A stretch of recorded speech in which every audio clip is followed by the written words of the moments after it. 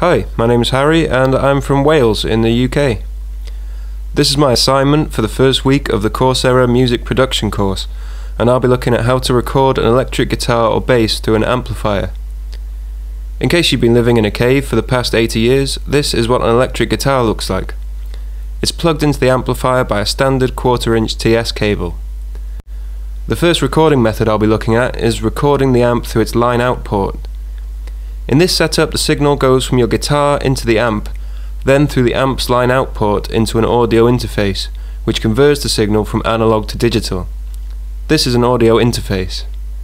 This is my audio interface, and frankly it's a bit rubbish. It's connected to the amp via a 1/4 inch TRS to stereo RCA cable, but better interfaces will usually have an XLR port to plug into. The interface connects to my computer using a USB cable, but again, better ones might connect to a Firewire cable, for example. When you're connecting all this up, make sure the volume levels on your amp and computer speakers and the input gain on your audio interface, assuming it actually has one unlike mine, are all turned right down. This will avoid unwanted feedback and pops going through your system. I don't always do this myself because I'm an irresponsible rebel who likes to live dangerously, and now all my speakers are broken and I can only hear in one ear. When you're all connected up, start playing and increase the levels slowly until you see the signal in your level meter reach about 3/4 full. Don't let it fill up entirely, or if you've got a colour one, go into the red. It's best to do this on your audio interface's level monitor, again assuming it actually has one. Mine doesn't, so I have to do it within the DAW itself. When you've found a level you're happy with, you can hit record and start playing.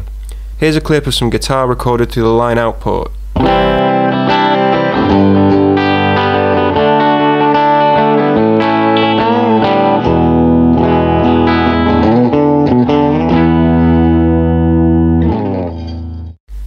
Not the best sound quality, I know. I blame the equipment.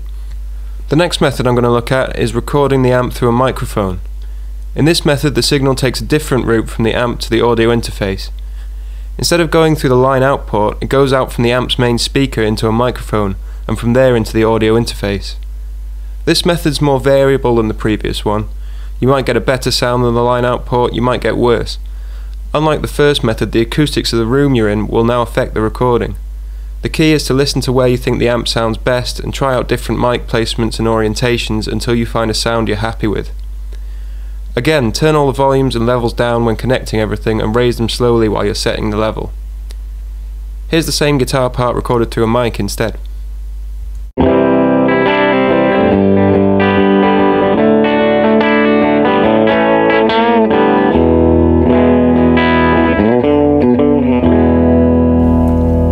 There is a third method of using an amp to record, and this is using a piece of equipment called a direct box to plug your guitar into both the audio interface and the amp at the same time.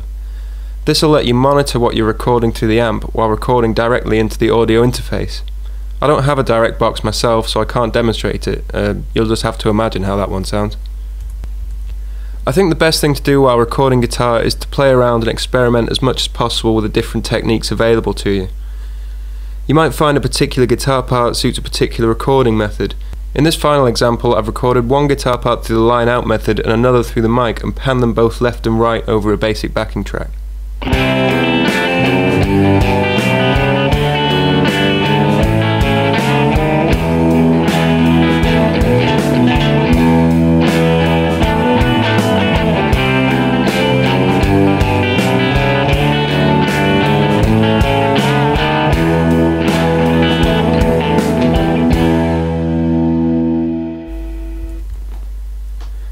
Well, I imagine you've had enough of my bad Jimi Hendrix impersonations now, so I'll leave it there. Thanks for watching. Hopefully I've managed to explain the basic techniques behind recording a guitar through an amplifier. If nothing else, at least you've learned that I need to buy a new audio interface.